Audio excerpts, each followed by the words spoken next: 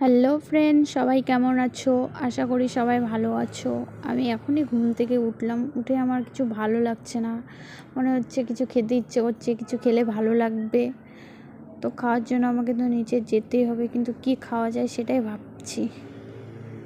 যাওয়ার আগে আমাকে খেতে দেখো, আমাদের পাশে খেতে প্রচুর জল হয়েছিল, এখন হালকা হালকা আছে কিন্তু শুকিয়ে গেছে। এখানে সবাই মাছও মেরেছে। যাওয়ার আগে আমি ভাবলাম যে ছাদে যাই, দেখি কিছু জামা থাকে যদি একবারে নিয়ে নিচে চলে যাব। ছাদেও গিয়ে দেখি হালকা হালকা জল আছে। তারপর আমাদের ফুল গাছগুলোতে ঘাস হয়ে গেছে, পরিষ্কার করতে হবে। দেন আমি জামা কাপড় নিয়ে নিচে চলে আসলাম। এসে মাকে বলছি, মা কি খাওয়া যায়? মা বলল ফ্রিজে অনেকগুলো লটকা আছে, নষ্ট হচ্ছে, ওটা খেয়ে নাও মেখে। তো আমি মেখে কোনো দিন খাইনি। মা বলছিল যে ভালো লাগে, খেয়ে নাও। যে দেখি ফ্রিজে দুই জায়গায় আছে, দুটো প্লাস্টিকে। তো আমি ভাবছিলাম কোনটা নেব। মা বলছিল আগেরটা নাও, কিন্তু আমি তো জানি না আগে কোনটা। তো মা বলছিল দাঁড়াও আমি আসছি। তো মা এসে আমাকে দেখিয়ে দিল যে কোনটা খাওয়া যাবে। তো ওটাই আমি নিলাম।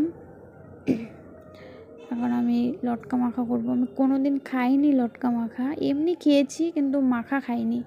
সবাই বলে ভালো লাগে, মাও বললো খেয়ে দেখো ভালো লাগবে। তো আমি বেছে নিলাম লটকাগুলো ছুলে।